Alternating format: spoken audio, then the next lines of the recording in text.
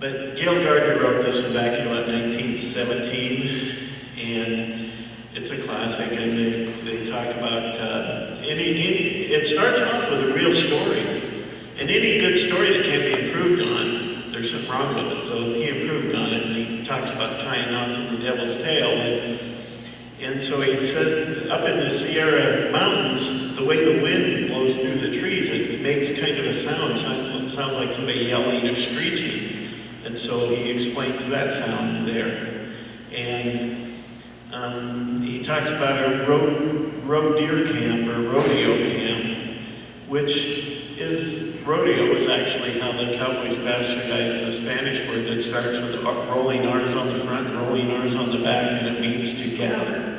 But the cowboys would kind of move it around, made it something a little different. They're really, in Prescott, Arizona, they talk about the Sierry, or Sierry Peaks. That's the Sierra Prieta Mountains, which translates to dark mountains. And those are over there just west of Prescott, Arizona, which Prescott, Arizona has a whiskey row. It did back then, and it had started out at the Kentucky bar and ended up down at the Depot House, and a row of bars all the way up and down the line. So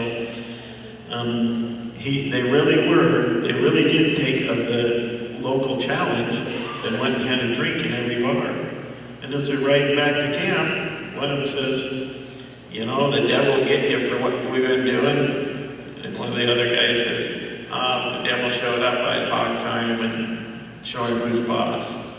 And that's where the story came from. And so a few years later, as Gail Gardner is riding the train to sign up to go to war, he wrote this down and sent it back home. And so it was sitting at home when he got home, and he performed it and started there. So it's a good old classic.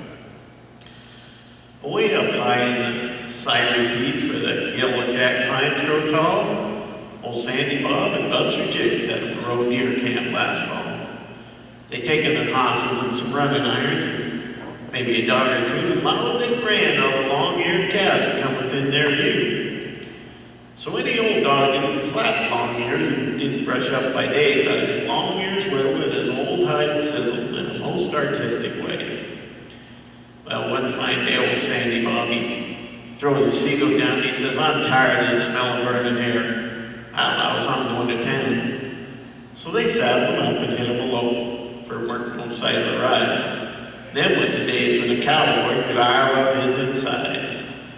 Well, they started out in the Kentucky bar at the head of Whiskey Road, wound up down at the Depot House, some 40 drinks below.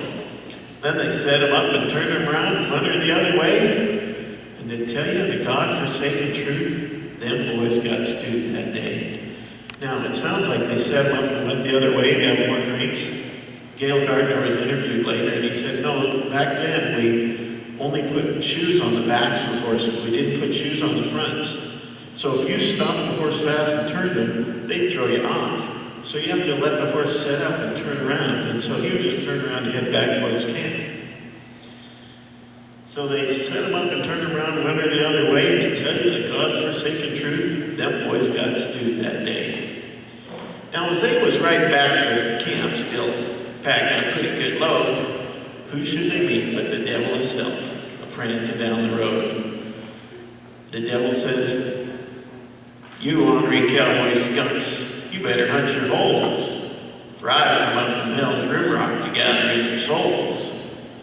Old Sandy Bob says, devil, be damned. We boys is kind of tight, but you ain't good gathering no cowboy souls without some kind of a fight. So Sandy Bob, he punched a hole in his rope and he swung it straight and true and he lapped around the devil's horns. He'd taken his dallies too. Well, old Buster Jiggs, he's a Rieta man with his gut line coiled up deep. He shakes her out and built in a loop and he lasses the devil's hind feet. Well, they stretched him out and tailed him down, and while the iron was getting hot, they cropped and swallowed forked his ears. Then they branded him up a lot. They pruned him up with an e-horn and saw tight knots in his tail for a joke. Then they just rid off and left him there. next to a blackjack oak.